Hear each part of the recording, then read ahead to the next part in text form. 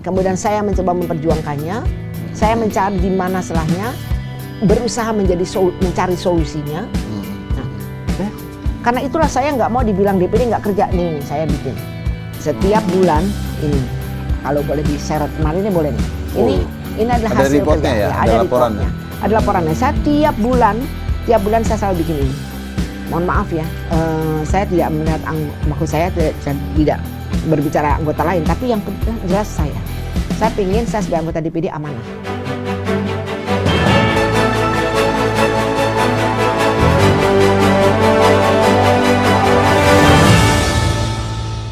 Assalamualaikum warahmatullahi wabarakatuh.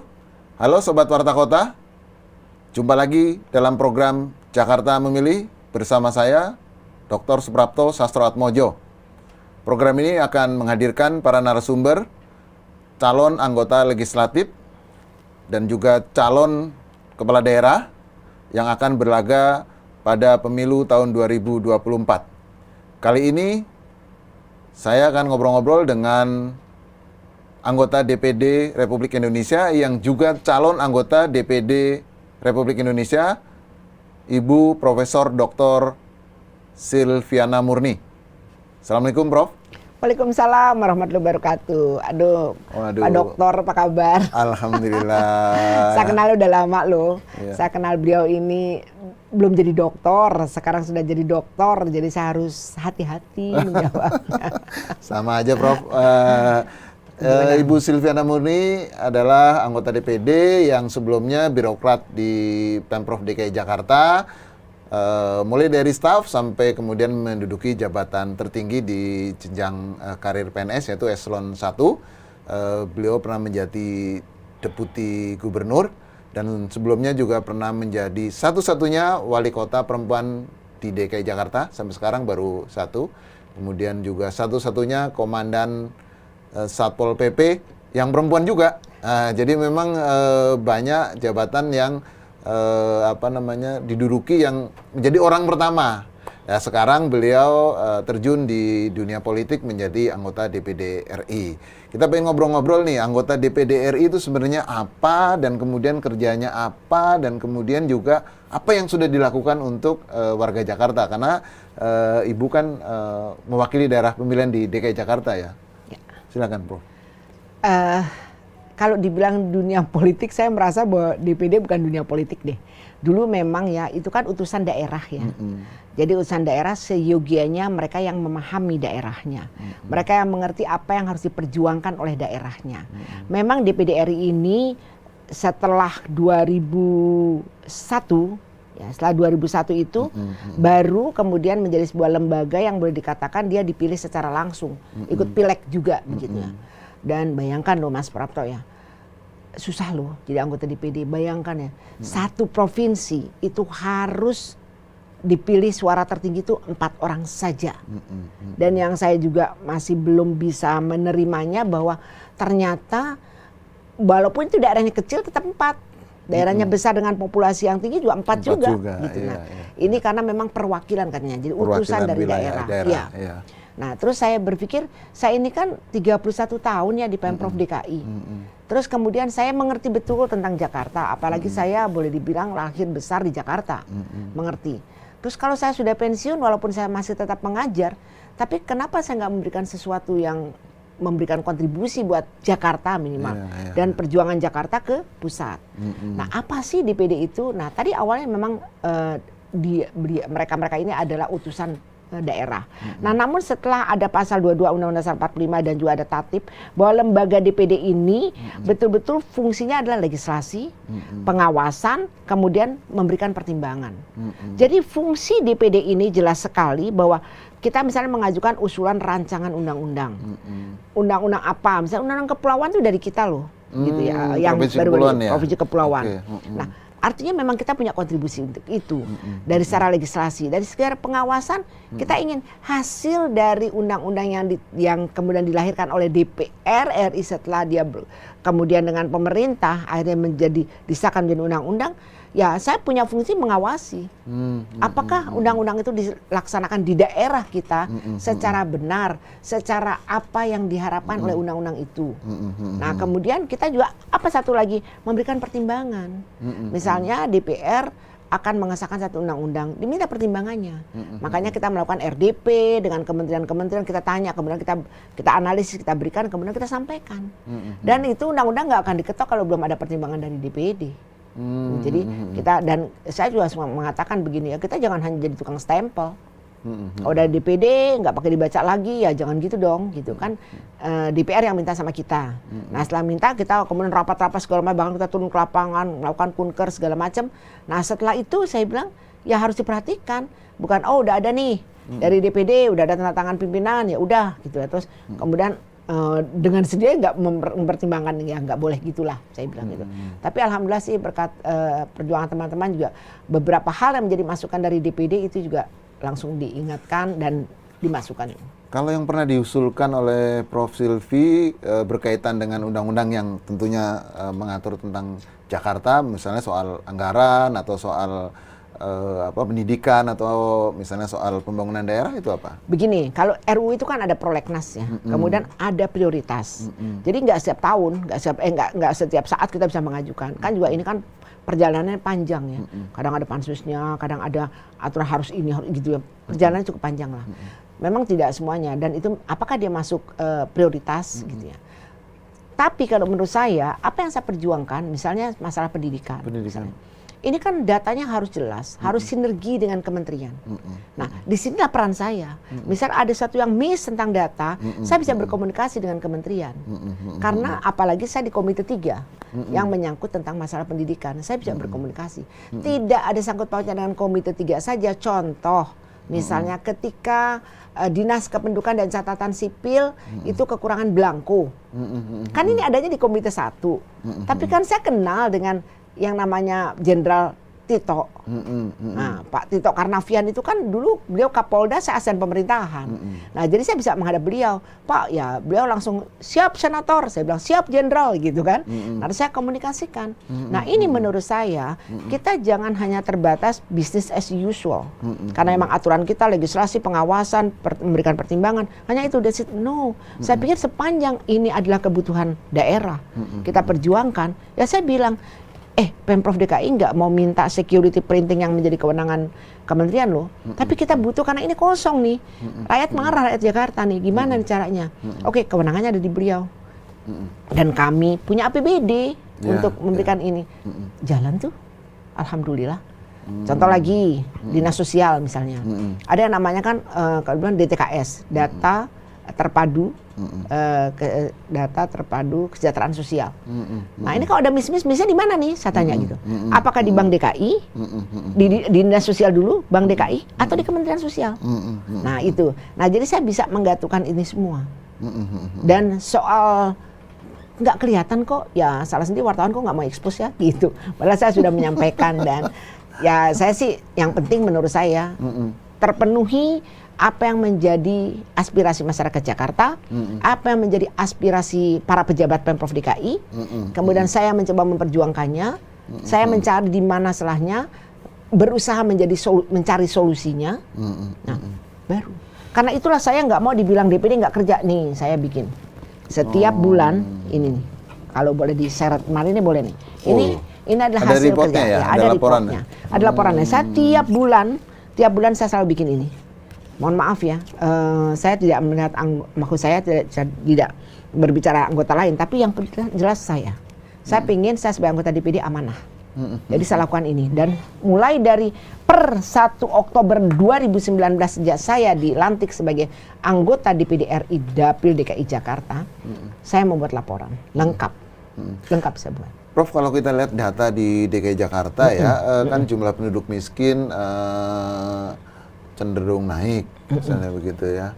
Kemudian di indeks kebahagiaan juga agak menurun, kira-kira gitu. Apa tanggapan Prof sebagai senator asal DKI Jakarta terhadap kondisi tersebut? Wajar kok, kita kan masih pandemi ya. Kondisi ekonomi langsung merosot. Bayangkan orang yang tadi hutangnya pakai dolar jadi hutangnya tambah banyak dan lain sebagainya.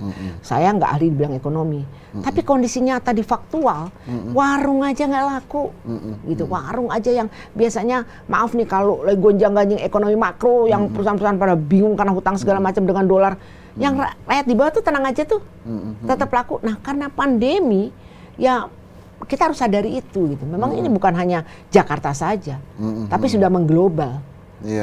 Menurut saya, ya ini kita nggak bisa kerja sendiri memang. Kita harus terpadu, baik pemerintah pusat maupun daerah. Paling nggak 3 pilar lah. 3 pilar itu siapa? Pemerintah, baik pusat maupun daerah. Siapa lagi? Swasta.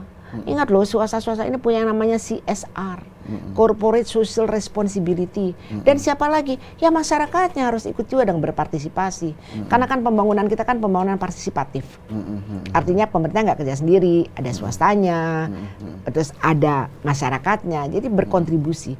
Kalau 3 pilar ini baik-baik saja dan bisa berintegrasi, berkomunikasi, kemudian bersinergi, jalan tuh. Gitu. Masih juga terkait dengan kondisi ketimpangan ya. Kalau jumlah kemiskinan kan memang ada bertambah, juga angka Gini rasio di Jakarta ini kan relatif tinggi, Prof. Bahkan nomor 3 lah kalau dibandingkan di Indonesia ya. Yang tertinggi itu pertama kalau berdasarkan data BPS itu di daerah Jogja ya. Kemudian yang nomor 2 Jogja itu 0,49 ya. Kemudian Gorontalo di posisi kedua 0,4 sekian, 42 sekian, dan Jakarta dan Jawa Tengah itu sama 0,412. Nah, bagaimana nih Prof pemikiran Prof untuk mengatasi Gini rasio? Kan adanya tingkat ketimpangan ya. Iya, betul. Antara kaya dan miskin ini. Kalau saya lihat ya dari data BPS saja, dari data BPS ini DKI ini kemiskinannya udah mencapai 0,89%. 0,89% dari total 10,7 juta. Dasarnya dasar populasi kependudukan ya, bukan dasar yang kalau komuter itu bisa 12-13 juta ya. Nah, ini setara dengan 95.668 jiwa dari total penduduk Indonesia. Nah, ini boleh dikatakan termasuk golongan kemiskinan. Gitu, golongan kemiskinan. Kita masih melihat nih kebijakannya. Kalau kita lihat ya, nih mungkin sekarang udah agak terlewati sedikit ya. Artinya memang kita memprioritaskan pada penanggulangan kemiskinan ekstrim yang betul-betul dialami oleh masyarakat Jakarta. Boleh dibilang sekarang kalau misalnya masalah kesehatan kita punya BPJS. Mau dibilang pendidikan kita punya KJP. Lansia saja punya kartu lansia. Baby saja punya kartu anak, gitu kan. Apalagi hampir semuanya warga Jakarta ini bisa ditanggulangi dengan APBD. Cuma yang kita perlu pikirkan kan banyak penduduk komuter. Yang mau nggak mau dia secara resmi mungkin bukan penduduk Jakarta, tapi ada di Jakarta. Mau nggak kita openin? Kan nggak mungkin. Nah, kenapa terjadi misalnya stunting atau apa? Nah, kita mencarinya sampai akar masalah. Akar masalah kemudian solusinya juga dari hulu sampai hilir. Bukan sekedar sep kasih PMTS gitu, makanan tambahan ya. Enggak gitu aja, tapi mulai dari bagaimana persiapan nikah, jangan nikah muda. Jadi artinya dia harus mempersiapkan ini matang gitu ya. Terus kemudian bagaimana ada namanya boleh dibilang apa? ASI eksklusif. Itu kan harus diterangkan. Nah, setelah itu apalagi bagaimana cara makannya, jangan semua fast food kayak begitu kan. Nah, ini dari hulu kita siapkan sampai ke hilirnya, sampai pendidikannya, kesehatannya. Nah, ini sebenarnya Jakarta secara master plan-nya, baik kesehatan, pendidikan, ekonominya ini sudah. Kan Human Development Index itu kan 3 yang dilihat. Pendidikan, ya. Jadi indeks Human Development, jadi indeks pertumbuhan manusia itu kan 3 ya. Pendidikannya, kesehatannya, ekonominya. Nah, gitu. Nah, kalau kita lihat dari sana, semuanya tuh masterman-nya Pemprov DKI Jakarta memang prioritasnya untuk penanggulangan masalah kemiskinan. Kalau terjadi, ya memang global terjadi. Nah, disinilah menurut saya, bahkan saya pernah ngomong sama Mas Nadiem, Mas, jangan hanya ada, maksudnya lebih spesifik dan lebih sifatnya apa tuh kalau saya bilangnya nyata. Artinya kalau misalnya kita jangan jangan tidak nampak gitu ya. Jadi harus nampak. Konkret ya. Ya harus konkret. Soalnya begini kan kita ada CSR. CSR itu Corporate Social Responsibility. Kenapa nggak ada Corporate Education Responsibility? Fokus pada edukasi. Walaupun Undang-Undang Nomor 20 Tahun 2003 jelas sekali 20% anggaran APBN maupun APBD gitu kan, jelas harus 20%. Nah, terus kemudian apalagi yang harus konkret? Ada Corporate Culture Responsibility. Bagaimana kita bisa membangun budaya kalau para budayawannya aja nggak difikirkan? Bagaimana kita membangun atlet dan menjadi juara dunia kalau kita ngusulkan 2% saja kuota untuk olahraga, belum disetujui? Ya Sobat Warta Kota, Bu Silvi ini atau Prof. Silviana Murni ini selain juga kalau beliau tidak mau disebut politisi tapi anggota DPD lah, beliau juga presiden atau ketua umum Squash Indonesia. Jadi memang aktif mengurus kegiatan keolahragaan. Jadi memang beliau sangat menggunakan waktunya untuk banyak kegiatan. Kenapa Prof banyak sibuk betul begitu tuh? Apa enggak itu bawaan lahir kayaknya ya. Bawaan lahir. Jadi memang saya ini Homo sapiens. Jadi libido Homo sapiens saya emang sangat tinggi. Jadi saya tuh kayak mau gaul, mau pedulikan, apalagi ya saya diajarkan oleh orang tua saya, oleh suami saya yang meneruskannya bahwa kan kita harus khairun nas anfa'uhum linnas. Sebaik-baik manusia adalah bermanfaat untuk orang lain. Wah, saya punya ilmu, saya punya networking, saya punya kemampuan, ada potensi walaupun mungkin kecil dibandingkan orang-orang lain yang lebih hebat. Tapi kenapa saya nggak bisa berkontribusi? Bayangin loh, 31 tahun saya di Pemprov DKI. Ya, 31 tahun. 31 ayat yang diulang-ulang dalam Al-Quran itu fabi ayyi ala'i rabbikuma tukadziban. 31 kali. Ini kan signal buat saya. Nikmat Allah mana lagi kan yang mesti engkau dustakan, Pak Silvi, katanya. Bayangin saya punya suami yang alhamdulillah sangat mensupport saya, mendukung saya gitu ya. Terus luar biasa. Saya punya anak-anak yang ibunya luar biasa sibuk tapi master, mudah-mudahan PSD sebentar lagi, satu dokter spesialis, kan itu karunia yang luar biasa, punya cucu 5. Kalau saya tidak berkontribusi, jelas ke Allah marah. Zolim namanya saya. La in syakartum la azidanakum wa la in kafartum inna azabi lasyadid, katanya. Kalau kau bersyukur, ku tambahkan nikmatku. Tapi kalau kau bersyukur, siksa ku amat pedih. Itu aku takut. Makanya bentuk syukurnya apa secara konkret? Nah itulah bentuk syukurnya, aku harus tetap ngajar. Karena aku sama Allah dikasih rezeki menjadi guru besar. Masa aku nggak baligul ani walau ayah, nggak menyampaikan ilmu itu untuk masyarakat yang membutuhkan. Satu. Yang kemudian, yang keduanya lagi, masa kamu cuma ngajar doang sih? Padahal kamu punya kesempatan loh untuk menjadi anggota DPD, menjadi senator. Dan kamu ngerti soal Jakarta karena kamu 31 tahun di sana. Apa? Ya harus aku berkontribusi. Sehari bisa 7 agenda saya keliling ke lapangan. 7 belusukan ya ke daerah ya?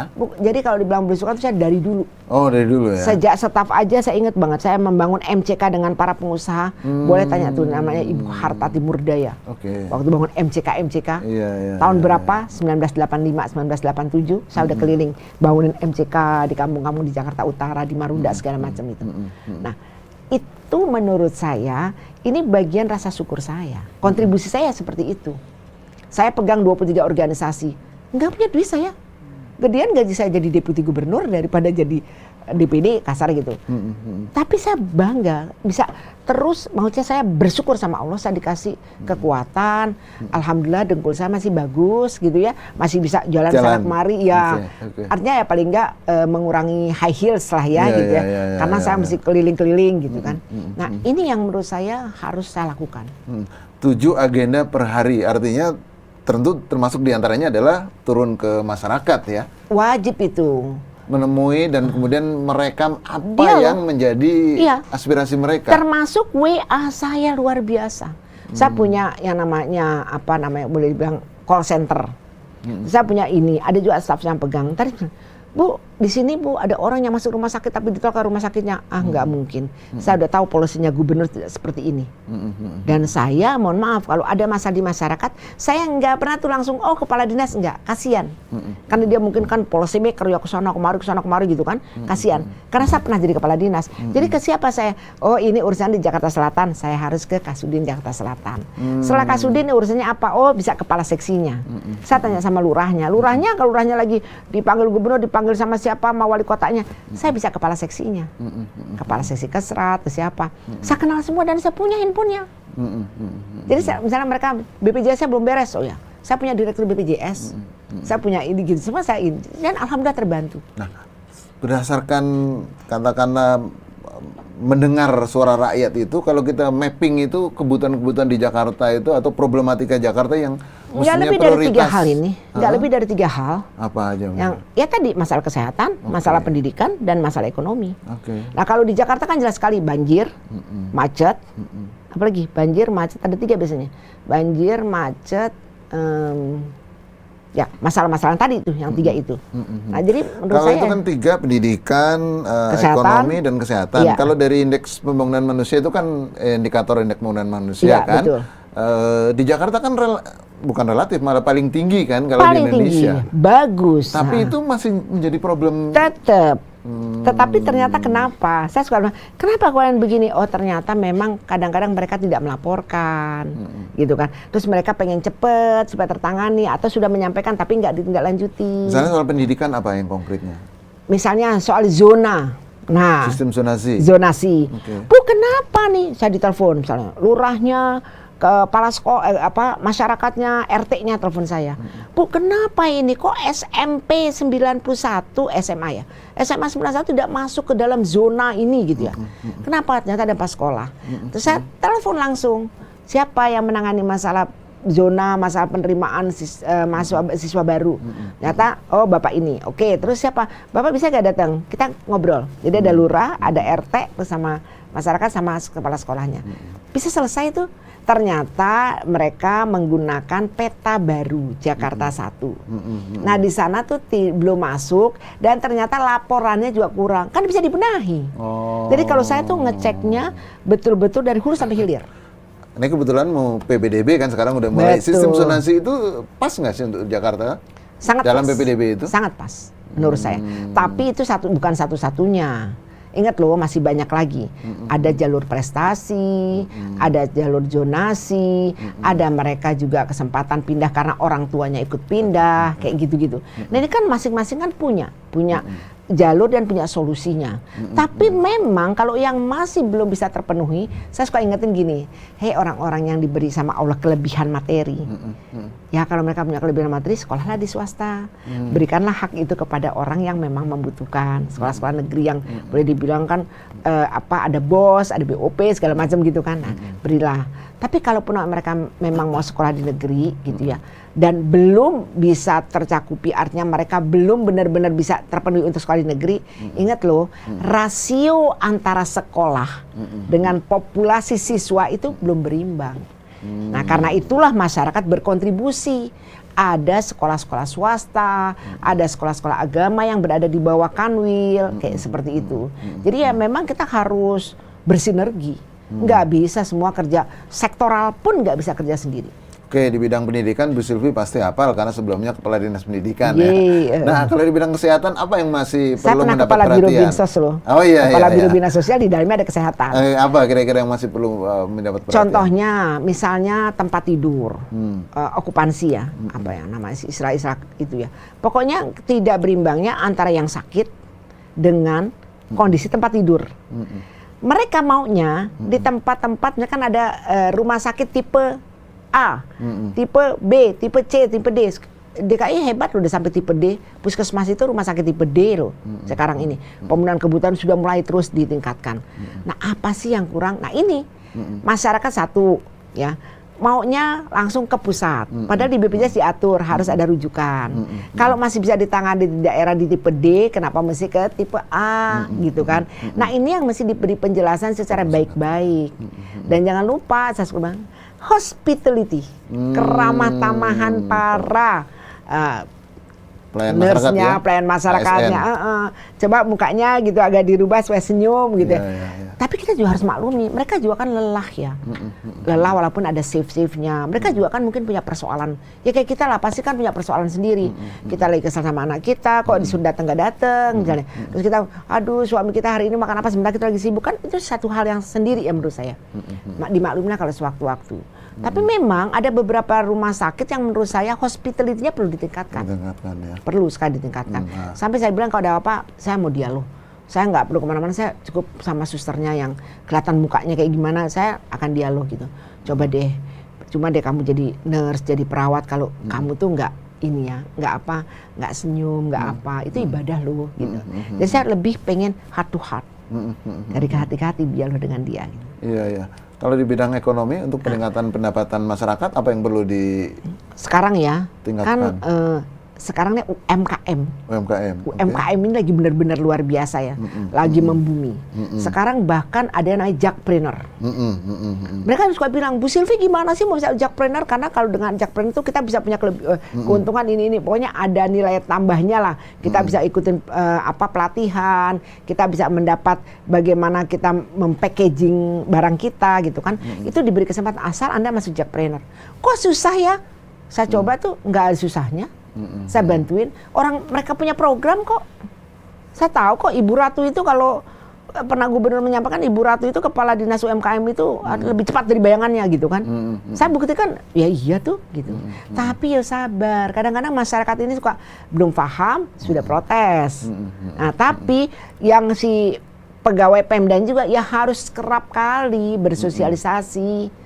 Gitu, tetap sekali harus mengekspos ini loh program kita. Kayak model contohnya ada 1 juta program halal. Itu gratis. Nah, ini harus diekspos. Karena itu saya sebagai senator ini suka mengundang para ustazah gitu ya. Kemudian para guru-guru. Nah, ini saya sosialisasi. Saya panggil deh kepala dinasnya. Ayo jelasin bagaimana supaya dipermudah, bayar apa enggak gitu. Ingat nggak waktu saya jadi wali kota? Saya kan bikin namanya pelayanan terpadu malam hari. Nah, itu semua sudin-sudin saya deretin. Kalian kan punya program kan? Saya bilang. Bikin malam ada kebudayaan, punya itu kan hiburan masyarakat. Oke, dangdutan. Tapi sih ada apa? Bagaimana ibu-ibu hamil pengen disuntik itu KB, bagaimana di sini hutan dia bisa nanam pohon, bagaimana di sini pendidikan, menerangkan bagaimana masuk PPDB tadi, gitu-gitu. Jadi sekaligus kita sebagai wali kotanya turun.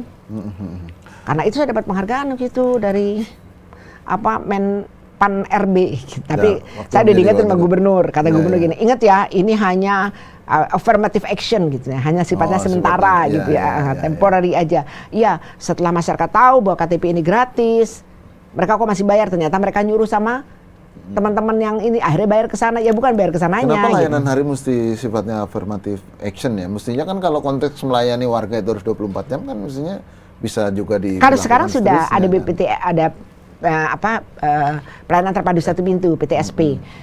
Itu kan nggak semuanya siang, sampai jam berapa? Jam 5 sore. Nah, malamnya mereka baru pulang padahal.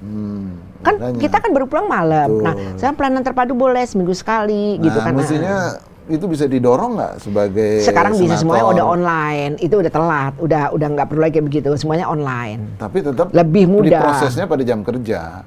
Apanya? Proses layanannya enggak, dia bisa online sendiri kok. Iya, tadi di proses si penerima layanan kan tetap ada berlakunya pada pasti ada beberapa hal tertentu yang memang kan seperti gini. Kok katanya PTSP tapi MB kita kok lama? Ya kan harus ada kunjungan. Emang bisa kalau bikin MB gitu kita jejet kan nggak bisa juga dong. Harus ada kunjungan, lihat, harus dirapatkan ini jalur hijau atau tidak. Nah, kadang-kadang masyarakat ini tidak menerjemahkannya tidak ansih. Kalau dibilang PTSP hari ini keluar, ya enggak. Kan kita juga ada cara-cara bagaimana supaya ini nggak salah di kemudian hari. Prof. Silvi kan sekarang anggota DPD tapi juga akan ikut lagi yang untuk periode Insya Allah ya. Belum boleh kampanye. Iya ya, bukan. Nah, incumbent. Incumbent kira-kira begitu. Kalau berdasarkan data itu paling tidak untuk bisa menjadi 4 besar itu sekitar 500-an ribu suara. Nah, apa yang akan dilakukan? Iya, kira-kira gitulah supaya aman kira-kira. Apa yang akan dilakukan untuk supaya bisa meraih suara maksimal dan kemudian terpilih kembali? Kalau kita lihat sekarang ini kan ada 2 anggota DPD yang perempuan, ada 2 laki-laki gitu loh. Dan kemungkinan kompetisi ke depan yang perempuan juga makin berat juga karena muncul juga beberapa calon-calon baru yang dari perempuan yang nggak apa-apa, itu menarik juga. Nah, apa yang kira-kira Prof. Silvi tawarkan? Oh, saya berbeda, saya akan melakukan ini supaya bisa menjadi alternatif pilihan warga Jakarta? Ya, kelemahan saya dulu saya sampaikan bahwa mungkin saya di media sosial tidak sekencang dengan teman-teman lain. Kenapa begitu? Karena mungkin saya perlu tingkatkan itu. Artinya apa yang sudah saya lakukan perlu saya expose. Saya diingetin sama Mas Pro kan. Mas Pro bilang bahwa itu bukan riak loh. Itu bukannya apa pamer. Tetapi ini perlu diketahui oleh masyarakat bahwa ini loh yang saya lakukan. Ya contohnya tadi saya sudah membuat ini tiap bulan loh saya bikin seperti ini nih tiap bulan. Apa yang saya lakukan? Ya itu tadi. Yang kedua, saya tetap berada di grassroots. Artinya saya tetap harus menyapa mereka. Saya datang, kalau misalnya mereka nggak bisa ketemu saya, cukup by WA, saya bilang begitu. Tim saya juga saya ajari begitu. Kalian kalau bisa selesaikan sendiri. Kalau nggak langsung ke saya bilang begitu. Jadi biar cepat. Bayangin ribuan loh setiap hari. Dan alhamdulillah saya subuh nih, sekitar jam 4-an lah sampai dengan 5:30 gitu, saya berdialog dengan para pejabat. Karena biasanya para pejabat juga bangunnya pagi-pagi kan, subuh-subuh. Saya berdialog. Masuk sama Mas PJ itu, sama Mas hampir gubernur semua lah, saya dialognya pagi-pagi hari gitu ya. Mas PJ atau Mas Gubernur, ini ada begini gitu. Oke, tapi tenang Mas, saya bilang saya langsung ke sini untuk diketahui saja, seperti kayak gitu. Oke, baik, terima kasih, kayak gitu. Ya semua saya komunikasi, termasuk dengan Menteri Kesehatan, kemudian Menpora, semuanya saya lakukan seperti itu ya. Artinya Prof. Silvi akan mengatakan bahwa sebagai mantan pejabat DKI yang tahu jalur-jalur kemana harus menghubungi eksekutif, meskipun sekarang duduk di katakanlah lembaga legislatif lah ya, bisa langsung juga mengeksekusi lewat tangan-tangan pejabat-pejabat yang bersangkutan ya. Saya suka mengatakan begini, saya ini part of bagian dari Pemprov DKI. Ini aja saya masih ini kan, karena dapilnya DKI. Terus yang kedua, saya kenal loh 267 lurah, 44 camat, kepala dinas, para wali kota, semua insya Allah saya kenal. Dan saya catat di mana? Di handphone saya. Jadi saya nggak nyuruh orang. Tapi kan kadang-kadang suka ada yang kelewat atau apa, saya bilang miss call. Kalau miss call itu kan saya pagi-pagi saya lihat siapa nih yang miss call gitu kan. Oh berarti dia penting sekali nih, baru saya oke, nah saya tidak, kadang-kadang saya bilang oke, cuma gitu aja. Saya berjuang misalnya. Tapi saya langsung TL, selalu saya forward gitu. Tolong informasikan ini nomor teleponnya gitu. Jadi mereka langsung bisa cepat. Contoh misalnya, ada orang yang pengen kursi roda gitu kan. Terus apa dari saya? Gaji saya berapa sih kalau orang minta kursi roda, berapa sih kursi roda? Kan mahal gitu. Kalau memang serius saya masih bisa lah gitu ya. Tapi kalau terus-terusan kursi roda dari sini, kan nggak mungkin dari saya. Tapi saya tahu ini ada program di mana, di dinas sosial. Tim saya nanti ngaduin. Terus saya bilang oke, saya tinggal telepon kalau dinasnya. Halo Ibu Premi, gini-gini. Oh ya Bu, adanya di Sudin. Oke, saya telepon Kasudin. Halo Kasudin gitu. Ntar mereka bilang begini, Bu Silvi kita mau menyerahkan, Bu Silvi ikut. Kalau saya ada waktu saya ikut. Ingat ya, ini bukan dari Ibu Silvi. Tapi ini programnya Pemprov DKI. Saya nggak mau kayak sok pahlawan kesiangan, nggak mau saya. Ini programnya Pemprov DKI, yang ini uangnya adalah uang rakyat juga. Saya bilang begitu. Saya hanya ibaratnya dari wasilahnya, menyambungkan saja gitu. Ingat ya, aduh terima kasih Bu Silvi, besok saya pilih lagi ya, itu urusan ini deh gitu ya. Tapi saya memang, saya benar-benar with many pleasure, saya dari hati. Karena saya merasa Tuhan udah banyak sekali memberikan. Allah tuh luar biasa memberikan pada saya. Hal yang menurut saya kadang-kadang nggak terjangkau oleh pikiran saya gitu. Kok Tuhan berikan ya? Gitu. Oke, itu satu. Yang lainnya mungkin strategi lainnya? Strategi lainnya misalnya mau nggak mau ya, nggak mau, malu kadang-kadang. Kita harus mengekspos wajah kita. Karena di DPD itu kan dilihat wajahnya. Kan. Ya kata orang, saya mau milih yang cantik aja, ya dandan dikit lah saya gitu ya, supaya saya kelihatan agak mudaan gitu ya. Nah seperti gitu, saya harus mengekspos itu. Dan saya tadi diingatkan sama Mas Pro, yang kegiatan yang saya lakukan ini mesti diekspos gitu ya. Nah saya akan lakukan itu. Tapi yang pasti, saya mengatakan bahwa saya harus betul-betul bermanfaat untuk masyarakat. Saya nggak mau datang hanya cuman kalau kampanye, 5 tahun sekali baru turun, enggak. Saya buktikan bahwa saya turun dengan saya bikin laporan seperti ini. Ini loh. Kalau ada orang bilang belum turun ini, karena kalau bilang kok belum turun saya, Anda pernah undang saya nggak? Anda pernah punya masalah nggak? Gitu. Termasuk kalau kondangan aja saya nggak perlu diminta sama masyarakat. Saya kondangan, loh kok ini jalannya jelek amat ya? Langsung saya pakai video. Halo Pak Kadis Bina Marga, jalanan di sini kok kayaknya perlu ini deh diperbaikin. Saya gini itu saya kirimkan forward. Langsung ini. Ibu Senator, tolong dong Sherlock, langsung saya Sherlock. Mereka rapat nggak ada seminggu tuh udah bagus jalannya.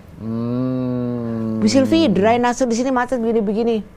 Ternyata persoalan drainasinya bagus, tapi kerja baktinya yang belum. Tapi itu kan hanya diketahui Bu Sylvie dengan kepala dinasnya. Masyarakat kadang-kadang mungkin nggak tahu bahwa itu ada kontribusi Bu Sylvie sebagai senator. Kan saya ke sana, kan saya kawinan. Saya bilang, iya Pak Sajan, ini jalan jelek. Iya Bu Sylvie bantuin dong, begini-begini. Udah.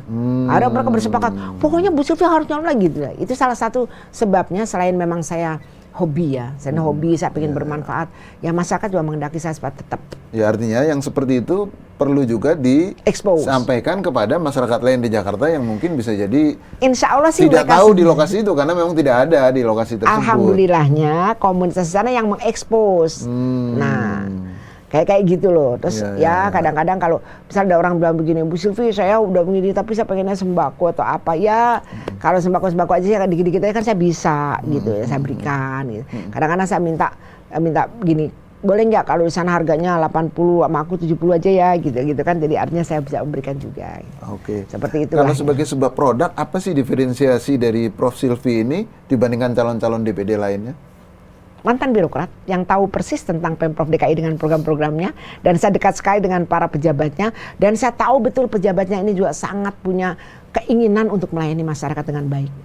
Tahu betul, itu kelebihannya. Mungkin yang lain kan bukan birokrat ya. Saya 31 tahun di Pemprov, saya ikutin 7 gubernur, 2 setelahnya, jadi hampir 9 gubernur saya ikuti. Kemudian saya punya, alhamdulillah dikasih amanah 11 jabatan dalam posisi yang waktu itu sangat bersaing dengan ketat gitu. Sehingga saya sudah berada di policy maker, di biro, kemudian saya ada di operational level, yaitu di kepala dinas, wali kota gitu ya. Saya juga pernah berada di posisi bagaimana menjadi think tanknya gubernur dengan jadi deputy kayak gitu-gitu kan. Saya sudah pernah mengalami semua itu. Kalau saya ngalamin, terus saya ngalamin untuk kenikmatan diri saya, untuk apa? Kalau saya nggak berkontribusi untuk masyarakat. Nah, saya ingin apa yang saya miliki ini juga dirasakan langsung oleh masyarakat. Saya ingin kalau misalnya ada koreksi tentang saya, silahkan. Oke. Jangan lupa subscribe ya.